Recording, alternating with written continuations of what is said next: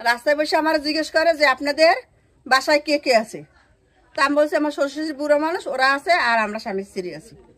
বাসায় আসছে, মানে বাসায় আসার পরে ওদের মন মানসিক দেখি অন্যরকম। তারপরে অসভ্য মহিলা, বেয়াটা অসভ্য, আজে বাজে কথা অনেক বলছে, খারাপ কথা বলা, এগুলো কোনো বাসায় নেই।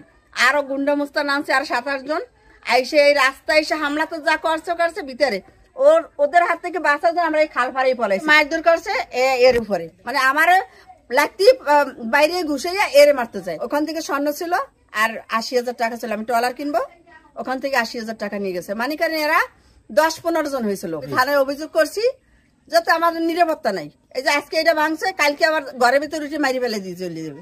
বিউটি বেগম নাম করে একজন প্রবাসী অদ্য 12টার দিকে 7 জনের বিরুদ্ধে একটা লিখিত অভিযোগ দায়ের করেছে যে তার বাড়িতে তারা হামলা করে ভাঙচুর করছে।